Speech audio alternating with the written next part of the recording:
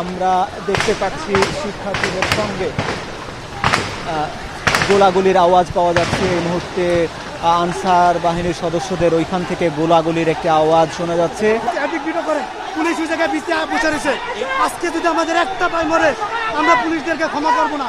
আমাদের ভাইদেরকে মারা হচ্ছে।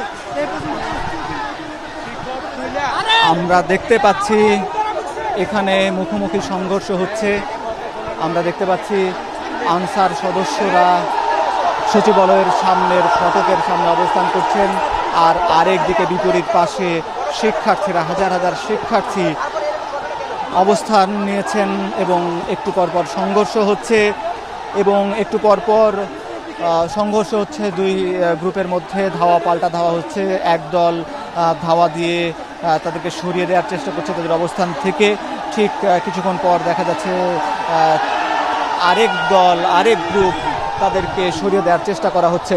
আমরা দেখতে পাচ্ছি এই সময়ে এই অন্তর্বর্তীকালীন সরকার এই আনসারদের সঙ্গে বৈঠকে বসেছিলেন।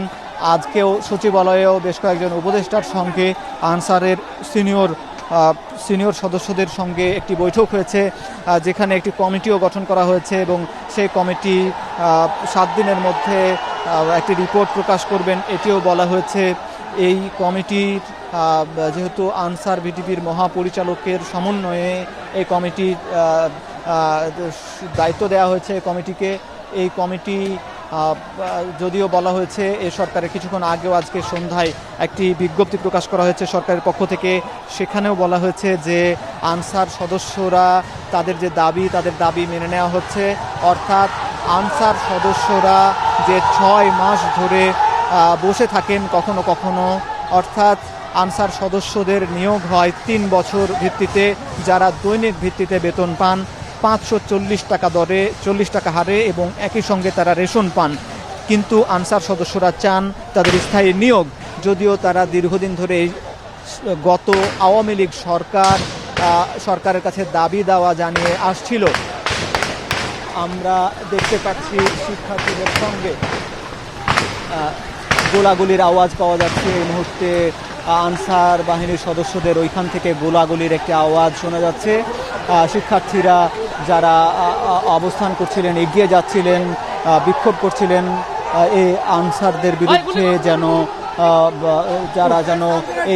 তারা যেন এখানে অবস্থান না করেন এটি বলা হচ্ছিল শিক্ষার্থীরা। এজন্য কিছুক্ষণ আগে শিক্ষার্থীরা এখানে অবস্থান নিয়েছিলেন, কিন্তু আমরা দেখলাম মাত্র যে গোলাগুলির একটি আওয়াজ পাওয়া গিয়েছে। এখানে আনসার সদস্যরা তাদের ওখান থেকে মনে করা হচ্ছে, শিক্ষার্থীরা বলছেন যে ওখান থেকেই গোলাগুলির আওয়াজ পেয়েছেন এবং তারপর শিক্ষার্থীরা আবারও তারা পিছনের দিকে ফেরত আসেন।